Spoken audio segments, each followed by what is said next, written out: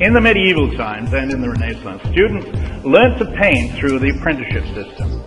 They apprenticed themselves to an established master for a period of years. Here, you see a fairly early etching of a typical studio situation. Here's the master working on a painting, and over here we see some assistants grinding paint on these stone blocks, and various paintings that are still in process of being produced are leaning against the wall here. After your 7-year apprenticeship, you went into what was called your journeymanship, which is when you could then take your own commissions, except that they had to be endorsed by the master. You had to have the master's consent and even his presence while dealing with the clients, because the master would then sign a contract guaranteeing the success of the work. The painting was then done in the master's studio, as here, with the lady sitting for her portrait and a chaperone present. Also, more often than not, the journeyman, along with the more advanced apprentices, would assist the master in painting his works. The signature doesn't mean that the master painted the painting alone, rather that he approved it as a finished work from the studio. His signature confirmed his endorsement. This was the old way of learning. Later, in the Renaissance, in the mid-1500s, here in Florence, an academy was founded. The original academy was here, near the church of San Michele, and there's still a sign on the wall saying L'Accademia del Disegno. The president was Michelangelo. However, it wasn't an academy in the sense that we think of as an academy. It was more of a club where painters could go to discuss high ideals, philosophical and artistic ideas. But what happened eventually was that the painters started to bring their favorite students and set these young people to taking notes and drawing from plaster casts.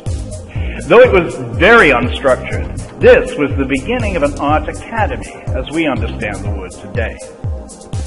As time went on, the market changed, particularly in the north, where there wasn't such a demand for large-scale murals. This led to a breakdown of the older apprenticeship system, as it wasn't economically feasible to maintain such a large studio. There'd be nothing for all those apprentices to do.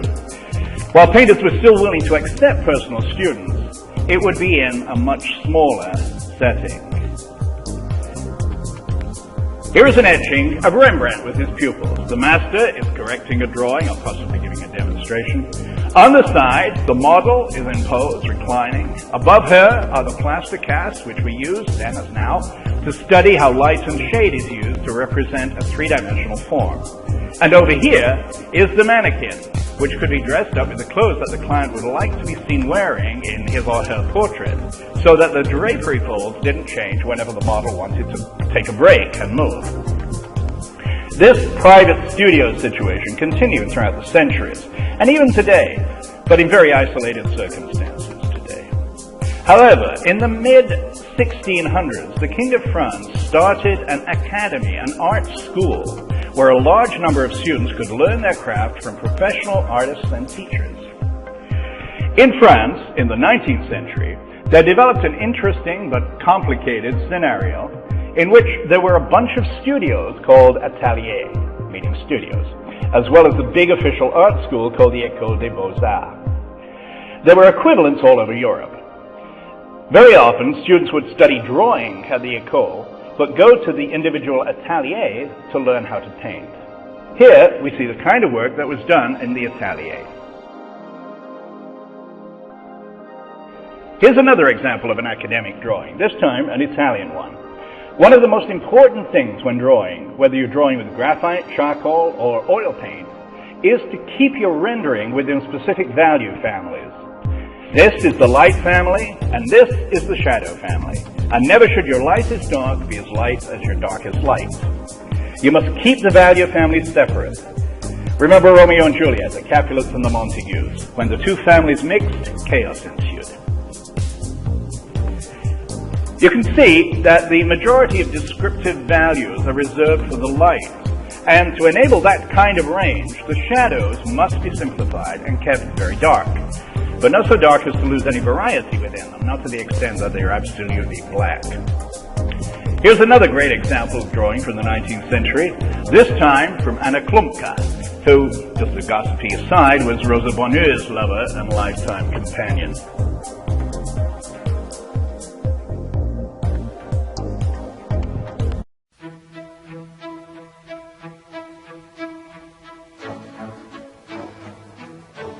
starting off with works from specially prepared drawings, as you see behind me. We use the best set that was ever made. It was made by Charles Bargue in the 19th century, and so they're called the Bargue drawings. Follows the tried and true method. Student learns how to get the proportions right, using straight lines to keep in control of everything, to keep the rhythms. Then going on to what is called the bedbug line, the shadow line, where the dark part of the cast, in this case, meets the light. And so we progress onto more and more difficult ones, such as the one of Caracalla.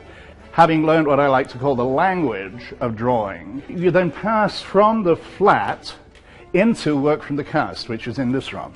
In the cast room, we ask the students to do, first of all, 2 cast drawings using charcoal. Here you see 2 great examples using a 19th century Venus. After doing 2 of these, the student then progresses to working with oil paint, and at first they make what is called a grisaille, that is a study in black and white. Julia is doing this fabulous study of an ear. Now, the main purpose of this is to introduce the student to the layers of painting, how one structures a painting, from the drawing stage to what is called the big color stage, where just the big colors are put in, and then how to model it, and then how to finesse it such that they look similar.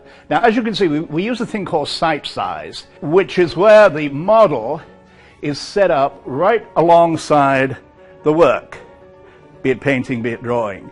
This way, the student can stand back and can look from one to the other, making a one-to-one comparison, and see where the differences are. In this way, the student learns how to see and how to manipulate the subtleties of the values, as they call the light and dark shifts that create the illusion of form. The student then has to do 2 full color casts. At first you think, well, the cast is just white. But actually, once you start to match the colors, again, the value of sight size, you start to match it, you realize that actually the lights are very pale orange. And as the form turns, as the lights get darker, they get grayer, until finally the shadows themselves are really quite cool. In this case, they're quite green because we have a green wall. This brings the student to the end of the 2nd year. When they come back for the 3rd year, the final year, they start with still life. Now, still life is the best arena in which to study color, texture, and the illusion of space.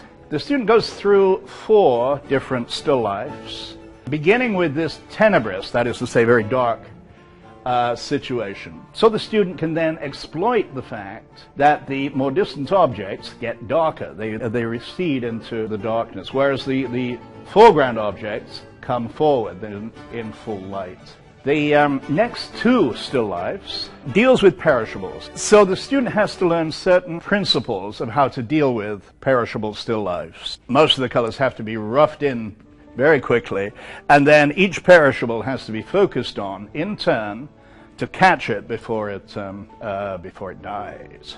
Final still life repeats a lot of the previous still lifes, but adds an element, a very decorative, a very busy element in the background.